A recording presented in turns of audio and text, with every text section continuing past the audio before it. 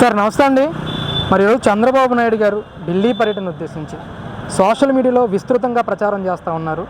ఒక ఫోటో అయితే వైరల్ చేస్తున్నారు. ప్రధానంగా అమిత్ షా గారి కాళ్ళు చంద్రబాబు నాయుడు పట్టుకున్నట్టు, అలాగే 80 సీట్లు 60 సీట్లు బీజేపీకి ఇచ్చినట్టు ఈ విధమైన ప్రచారం జరుగుతూ ఉంది. అసలు ఈ ప్రచారం మొత్తాన్ని ఎలా చూస్తారు? అసలు దీన్ని అయితే మేము తీవ్రంగా ఖండిస్తున్నామండి. ఎందుకనంటే చంద్రబాబు నాయుడిని కాళ్ళు పట్టుకునే ఫోటో అనేది వైఎస్ఆర్సీపీ సోషల్ మీడియా బయటకు వదిలి ఏంటంటే బురజల్లే కార్యక్రమాలు చేస్తూ ఉంది. ఖచ్చితంగా చంద్రబాబు నాయుడు గారు కాళ్ళు పట్టుకోవడం అంటే నిజంగా ప్రజలు ఎవరో కూడా నమ్మరు. మరి ఢిల్లీ నుంచి ఎవరైనా సరే, ఏ రాజకీయ పార్టీ అయినా సరే ఢిల్లీ నుంచి ఎన్నోసార్లు ఫోన్ చేసి చంద్రబాబు గారిని కోరితే ఇక్కడ మీటింగ్లు ఆపుకొని మా పార్టీ ఆయన ఢిల్లీ వెళ్ళిన పరిస్థితులు ఉన్నాయి. అంతేగాని చంద్రబాబు నాయుడు ఇవాళ జగన్మోహన్ రెడ్డి లాగా గల్లీ నాయకుడేం కాదు, ఢిల్లీ నాయకుడు. అది గుర్తుపెట్టుకోవాల్సిన అవసరం ఉన్నది. మరి జరిగిపోయిన గతంలో చరిత్ర చూసుకుంటే వాళ్ళ ప్రధానమంత్రిని ఎన్నిక చేసే దాంట్లో కొన్ని సందర్భాల్లో ప్రధానమైన పాత్ర పోషించింది మా నాయకుడు నారా చంద్రబాబు నాయుడు గారు. ఇవాళ ఈ మాటలు మాట్లాడే వైసీపీ నాయకులకు, సోషల్ మీడియాకు బుద్ధి ఉండాలా. ఎప్పుడు కూడా బురజల్లే కార్యక్రమాన్ని చేస్తూ ఉన్నారు ఈ రాష్ట్రంలో ప్రజలకు. ఇంకెన్నాళ్ళు, ఇంకా రోజులు మాత్రమే మిమ్మల్ని సమాధి చేయడానికి ప్రజలు సిద్ధంగా ఉన్నారని చెప్పేసి కూడా ఈ సందర్భంగా మేము చెప్తా ఉన్నాం. సడన్గా జగన్మోహన్ రెడ్డి గారు కూడా రేపు ఢిల్లీ టూర్కి వెళ్తున్నారని చెప్పేసి ఒక అంశం కూడా ఈరోజు తెర మీదకి రావటం ఏ విధంగా చూడొచ్చు అంటారు? ఇప్పటికే చంద్రబాబు నాయుడు గారు కానీ, ఈరోజు పవన్ కళ్యాణ్ గారు కానీ ఢిల్లీలో పెద్దలను కలవడానికి వెళ్ళిన పరిస్థితులు మనకు కనిపిస్తూ ఉన్నాయి. ఇదే తరుణంలో జగన్మోహన్ రెడ్డి గారు వెళ్ళటాన్ని ఏ విధంగా చూడొచ్చు? జగన్మోహన్ రెడ్డి గారు ఢిల్లీకి వెళ్ళకపోతే ఆయనకు బ్రతుకు లేదు. ఎందుకంటే జగన్మోహన్ రెడ్డి ఒక అవినీతి దొంగ. ఈ రాష్ట్రంలో 1,00,000 కోట్లు ప్రజల ధనాన్ని ఎవడన్నా మోసం చేసి ఉద్దేశంగా చేశాడంటే అది వైఎస్ జగన్మోహన్ రెడ్డి.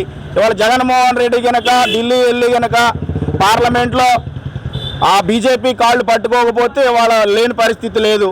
కాబట్టి ఆయన కటకడారానికి వెళ్తారు. ఆయన అక్రమ కేసులు కాపాడుకునే దానికోసం ఇవాళ జగన్మోహన్ రెడ్డి ఢిల్లీ 5 నెలలకో సంవత్సరానికో వెళ్ళి వాళ్ళ కాళ్ళు పట్టుకోవాల్సిన పరిస్థితి జగన్మోహన్కి ఉండదు తప్ప ఇవాళ చంద్రబాబు నాయుడుకి లేదనేది కూడా ఇవాళ వైఎస్ఆర్సీపీ నాయకులు, సోషల్ మీడియా గుర్తుపెట్టుకోవాల్సిన అవసరం ఉంది. సార్, ఏపీ అసెంబ్లీ బడ్జెట్ సమావేశాలు జరుగుతూ ఉన్నాయి గత 2-3 రోజుల నుంచి కూడా.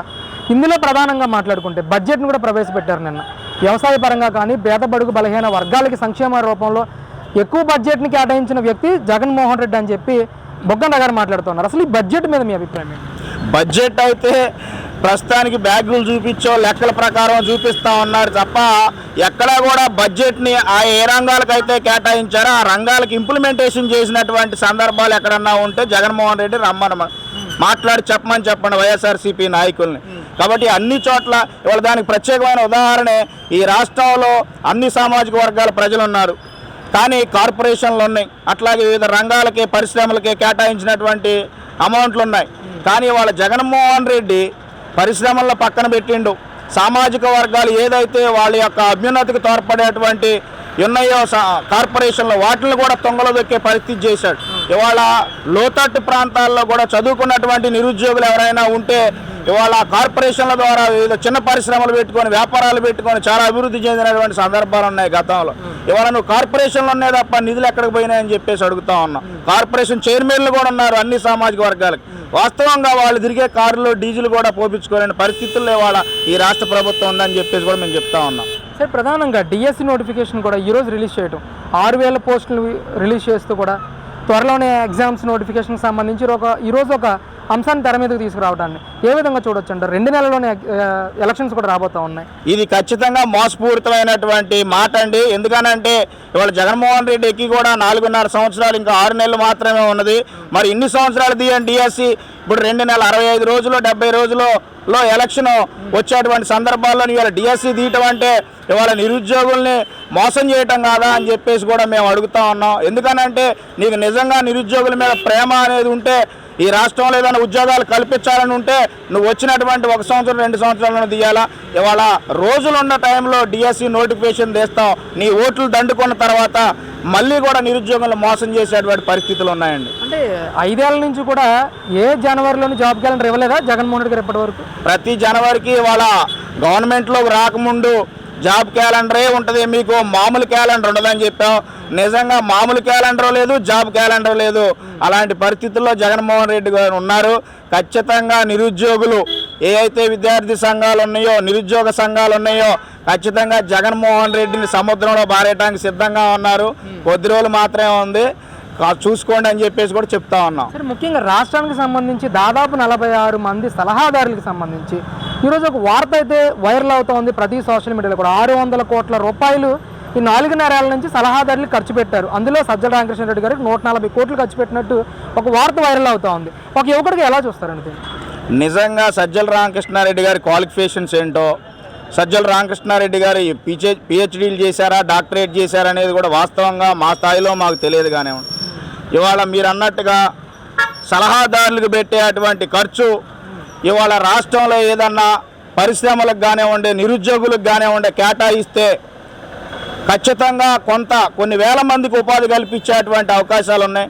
మరి ఇవాళ దగ్గరగా స్వతంత్రం వచ్చి 70 నుండి 80 సంవత్సరాల మధ్యలో ఎన్నో ప్రభుత్వాలు వచ్చినాయి. ఎక్కడా కూడా సలహాదారులకు ఈ రకమైనటువంటి జీతాలు ఇచ్చి పెంచి పోషించి డోలు కొట్టుకునే విధంగా ఏ ఒక్క రాష్ట్ర ముఖ్యమంత్రి వాళ్ళ నాన్నగారు కూడా చేయలేదు. కానీ ఇవాళ జగన్మోహన్ రెడ్డికి ఆ ఘనత ఉంది. ఖచ్చితంగా జగన్మోహన్ రెడ్డి ఈ విషయంలో కూడా ఫెయిల్ అయిపోయాడు అని చెప్పేసి కూడా మేము చెప్తా ఉన్నాం. గత 5 సంవత్సరాల నుంచి కూడా బెయిల్ కోసం ప్రయత్నిస్తున్న కోడికత్తి శ్రీను ఏదైతే ఈరోజు హైకోర్టులో ఆయనకు ఊరట లభించని చెప్పొచ్చు, హైకోర్టు కూడా బెయిల్ మంజూరు చేస్తూ కోడికత్తి శ్రీనికి ఒక ఇదైతే జరిగింది ఈరోజు. దీన్ని ఎలా చూస్తారు అసలు? ఖచ్చితంగా మేము ధర్మం గెలిచిందని చెప్పేసి మేము అంటా ఉన్నాం. ఎందుకనంటే ఒక మనిషిని ఇవాళ ఈ భారత రాజ్యాంగంలో ఒక మనిషి పైన లాండ్ ఆర్డర్ ప్రకారం కంప్లైంట్ పెడితే దానికి కొంత టైం ఉంటుంది. ఒక మనిషి మర్డర్ చేసినా కూడా ఈ భారత రాజ్యాంగం ప్రకారం దానికి కొంత టైం ద్వారా రిలీజ్ ఉంటుంది. కానీ కోడికత్తి సీను ఇవాళ నువ్వు చెప్పి నీ ప్లాన్ ప్రకారం ఒక దళితుడిని పెట్టేసి ఇవాళ కోడికత్తి చిన్న గీత గీస్తే నువ్వు ఆ గీతతో లబ్ధి పొంది ఇవాళ ఈ రాష్ట్రానికి ముఖ్యమంత్రిగా ఉండి, కానీ ఈ లబ్ధికి కారణమైనటువంటి ఒక ఎస్సీ సామాజిక వర్గానికి చెందినటువంటి కోడిసీన్ని వాళ్ళ 5 సంవత్సరాలు నిర్బంధించి ఒక పేద కుటుంబం నిజంగా వాళ్ళు తెచ్చుకుంటేనే తింటాం. మేము కూడా సందర్శించాం ఆ కుటుంబాన్ని. వాళ్ళ తల్లి వాళ్ళ అన్న అయ్యో అని చెప్పేసి ఏడుస్తూ ఉండి ఈ రాష్ట్రంలో తెలుగుదేశం పార్టీని సంప్రదించారు. ఖచ్చితంగా తెలుగుదేశం పార్టీలో ఉన్నటువంటి ఎస్సీసీలు అట్లాగే బహుజన సంఘాలు కూడా ఆయనకి సపోర్ట్గా మద్దతుగా నిలిచాయి. ప్రజా సంఘాలు మద్దతుగా నిలిచాయి. ఇవాళ ధర్మం గెలిచింది. మేము చాలా సంతోషంగా ఫీల్ అవుతున్నాం. రాబోయే కాలంలో ఖచ్చితంగా మోసం చేశాడు ఎస్సీని జగన్మోహన్ రెడ్డి, వాళ్ళే బుద్ధి చెబుతారని కూడా ఈ సందర్భంగా తెలియజేస్తాం. ముఖ్యంగా TDP, Janasena, BJP 2014 scene repeat కాబోతా ఉందా పొత్తుతో? ఖచ్చితంగా రిపీట్ కానుంది. బాక్స్ బద్దలవబోతా ఉంది ఈ రాష్ట్రంలో. ఇవాళ దుర్మార్గ పాలన అంతమొందించడానికి ఇవాళ మంచి వ్యక్తులు అందరూ ఒకటయ్యారు. ఇవాళ చెప్తా ఉన్నారు మేము సిద్ధమని చెప్తా ఉన్నారు, మేము కూడా సంసిద్ధం అని చెప్తా ఉన్నాం. ఇవాళ రేపు పెట్టిన ఎలక్షన్ రెడీ, ఎల్లుండి పెట్టినా రెడీ. మేమైతే ఈ యొక్క మోసపూరిత జగన్మోహన్ రెడ్డిని మట్టిలో కలపడానికి ఈ రాష్ట్రంలో ఉన్నటువంటి అన్ని వర్గాల ప్రజలు సిద్ధంగా ఉన్నారనేది కూడా చెప్పేస్తా ఉన్నాం.